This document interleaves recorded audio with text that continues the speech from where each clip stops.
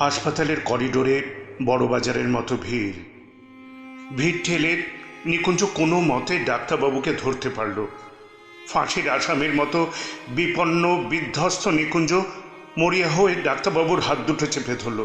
কিছু একটা করুন স্যার, আর 4 দিন হয়ে গেল আমার ছোট্ট মেয়েটা ওই নোংরা বারান্দায় পড়ে আছে। বড় ডাক্তারবাবু বিরক্ত হলেন। চারপাশে ভিড় করা হবু ডাক্তারের দল হই হই করে উঠল। পথ ছাড়ুন, স্যারকে যেতে দিন। বেড সিট এসব আমাদের দেখার কথা নয়, আপনি আসল জায়গা যান। রোগী উপচে পড়া হাসপাতালের ভয়ঙ্কর নোংরা বারান্দায় অসংখ্য রোগীর ভিড়ে একটা ময়লা বিছানায় নিকুঞ্জের একমাত্র মেয়ে মামনি শুয়ে আছে। ফ্যাকাশে মুখ, হাতে ফোটানো স্যালাইনে ছুঁচ, চোখ ঢুকে গেছে কোটরে। জুতোর দোকানের সামান্য মাইনের কর্মচারী নিকুঞ্জ। তার আদরের মেয়ে মামনির কঠিন অসুখ, ডায়ালিসিস করতে হবে ডাক্তারের বিধান। নিকুঞ্জ গত 4টে দিন উদ্ভ্রান্তের মতো ছুটছে। পাড়ার এমএলএ থেকে রাইটাসে আমলাদের ঘর নিকুঞ্জ ছুটে বেড়াচ্ছে অপরাধীর মতো। ভিজিটিং আওয়ারের বিষণ্ণ বিকেলে 7 দরজায় কৃপাভিক্ষা সেরে ক্লান্ত নিকুঞ্জ একটা সস্তার কেক আর 2টো ছোট সন্দেশ কাগজের ঠোঙায় নিয়ে মেয়ের মাথার কাছে এসে বসে। সন্দেশ খাবি মামনি, সন্দেশ খাবি? এনেছি, এই দেখ, এই দেখ। যেন কোনো গভীর অতল থেকে ক্ষীণ স্বরে মেয়ে বলে, বাবা, বাবা আমার ছুটি কবে হবে? বাবা আমার ছুটি কবে হবে? আমি বাড়ি কবে যাব বাবা? এটুকু বলতে বলতেই সে ঝিমিয়ে পড়ে। নিকুঞ্জ মেয়ের মাথায় হাত বোলায়। সন্দেশটা খেয়ে নে মা, সন্দেশটা খেয়ে নে। সন্দেশ খাবো না বাবা, আমি আমি আঙুর খাবো। ওই যে ঘরের ভেতর দেখো, ওই বিছানায় ওই মেয়েটা রোজ আপেল খায়, আঙুর খায়। আমি আঙুর খাবো বাবা। নিকুঞ্জ ভেতরের হলঘরের বিছানায় শুয়ে থাকা ফুটফুটে মেয়েটিকে দেখে, তারপর ধীরে ধীরে বলে, আচ্ছা মা, কাল নিয়ে আসবো আঙুর। পাড়ার এমএলএ দয়ালু হাতে চিঠি দিয়েছেন মন্ত্রী সিএকে। তিনি চিরকুট পাঠিয়েছেন আরেক আমলাকে, আমলা নোট পাঠিয়েছেন হাসপাতালের সুপারকে। কিন্তু গত কদিনে নিকুঞ্জর সমস্ত উদ্বেগ উৎকণ্ঠাকে তুচ্ছ করে সে নোট এখনো গিয়ে পৌঁছয়নি হাসপাতালে। নোট গেলে বিনা খরচে মামনির ডায়ালিসিস করা হবে। নোট যায়নি। দিন চলে যাচ্ছে, রাইটাসে ছুটি চলছে। গরিব নিকুঞ্জ সারা দিন জুতোর দোকানে মানুষের পায়ে জুতো পরায়। অন্য মনস্ক কাজে ভুল হয়ে যায় বারবার। মালিক ধমক লাগায়। একটা নধর পায়ে জুতো পরাতে পরাতে নিকুঞ্জর ইচ্ছে হয় পয়সাওয়ালা খদ্দেরের পা দুটো চেপে ধরে বলে, স্যার, আমার একমাত্র মেয়ে পয়সার অভাবে হাসপাতালের নোংরা বারান্দায় একা পড়ে রয়েছে, তার চিকিৎসা হচ্ছে না। দিন না স্যার কয়েক হাজার টাকা। আমি সারা জীবন আপনার গোলাম হয়ে থাকব। কিন্তু এসব বলা হয়ে ওঠে না নিকুঞ্জর। কাজের ফাঁকে ফাঁকে শুধু দীর্ঘশ্বাস পড়তে থাকে, দীর্ঘশ্বাস। 2টোর সময় ছুটি নিয়ে কলকাতার ডাক সাইটে জ্যাম ডিঙিয়ে অসংখ্য মানুষের ভিড় এড়িয়ে নিকুঞ্জ রাইটাসের দোতলায় পৌঁছয়ে হাঁপাতে কেরানি বাবুটি টেবিলের সামনে দাঁড়ায় চোরের মতো। বাবুটি বললেন, আজ আর হবে না দাদা। কেন জানেন না? নাগাল্যান্ডের পশুপালন মন্ত্রীর মৃত্যুতে আজ আমাদের হাফছুটি ঘোষণা করা হয়েছে। ও তাহলে কালও হবে না? কাগজ পড়েন না নাকি? প্রাক্তন প্রধানমন্ত্রীর মৃত্যুতে কাল আমাদের পূর্ণ দিবস ছুটি।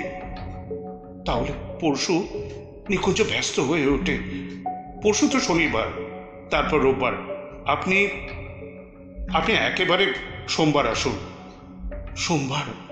সোমবার মানে আরো 4-4টে দিন। নিকুঞ্জকে যেন কেউ ঠেলে ফেলে দেয় অথই সমুদ্রে। তলিয়ে যেতে থাকে নিকুঞ্জ, তলিয়ে যেতে বারবার তার কানে ভেসে আসে মামুনের ক্ষীণ কণ্ঠস্বর, বাবা আমার ছুটি কবে হবে বাবা? আমি বাড়ি কবে যাব বাবা? হঠাৎ হঠাৎ নিকুঞ্জর মাথায় আগুন জ্বলে ওঠে। দুর্বল অভুক্ত শীর্ণ শরীরে হঠাৎই যেন জেগে ওঠে ভয়ঙ্কর তেজ। ডাইটাসের বারান্দা থেকে ছুটতে থাকে নিকুঞ্জ। ভিড় টপকে দরজা দিয়ে বাইরে এসে ছুটতে থাকে সে। ছুটতে ছুটতে সোজা গিয়ে নিকুঞ্জ ঢোকে ডালহৌসি পাড়ার প্রাচীন এক বন্দুকের দোকানে। আগুন জ্বলছে তখন নিকুঞ্জের মাথায়, আগুন জ্বলছে। ধূমকেতুর মতো দোকানে ঢুকেই নিকুঞ্জ চিৎকার করে বলতে থাকে, আমায় একটা বন্দুক দিন, আমায় একটা বন্দুক দিন, যা থেকে হাজার হাজার গুলি বেরোবে, যা থেকে হাজার হাজার গুলি বেরোবে।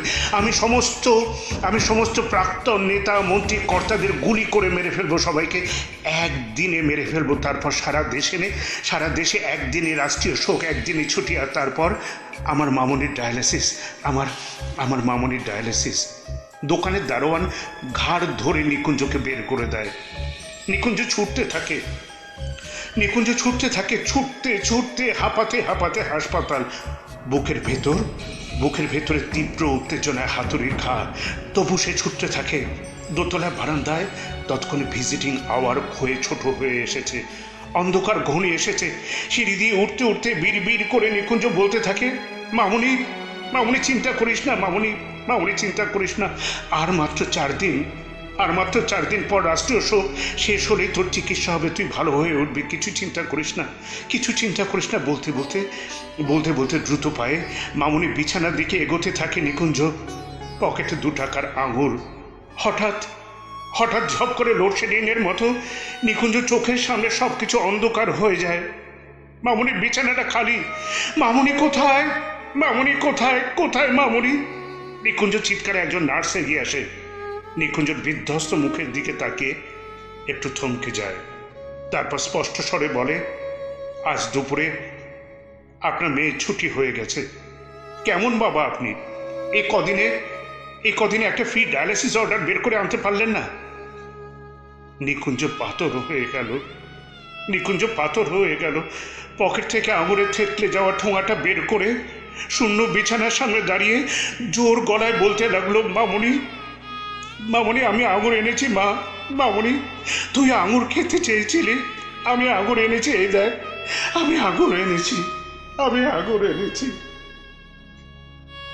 অনেক রাতে ভাড়া করা ম্যাটাডোরে একটা খাটিয়ায় মৃত মামুনিকে শুয়ে দূর মফস্বলের বাড়ির পথ ধরে নিকুঞ্জ। ফেরার পথে ছুটন্ত ম্যাটাডোর ভ্যানে ঘুমিয়ে পড়া মামুনির মাথার পাশে একা নিকুঞ্জ। সারাটা রাস্তা পূর্ণিমা চাঁদ আলো ধরল মামুনির মুখে। এক আকাশ, নক্ষত্র আর তারা আলো বিছিয়ে রাখলো মামুনির ঘরে ফেরার পথে। আর নিকুঞ্জ শুনতে পেল নক্ষত্র, চাঁদ, তারা সবাই বলছে, আমাদের ছুটি নেই নিকুঞ্জ, আমাদের ছুটি নেই। আমরা আলো জেলে রেখেছি, তোমার মামুনির জন্য আমরা আলো জেলে রেখেছি। ভোরের আলো তখন সবে ফুটছে। ম্যাটাডোর ভ্যান এসে থামলো নিকুঞ্জর ভাঙা বাড়ির দরজায়। নিকুঞ্জর বউ পাগলের মতো ছুটে এলো। এনেছো আমার মেয়েকে এনেছো?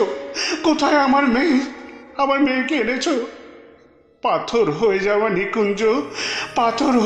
নিকুঞ্জ কান্নায় তুমুল ভেঙে পড়ে বারবার বলতে লাগলো, তোমার মামুনির ছুটি হয়ে গেছে।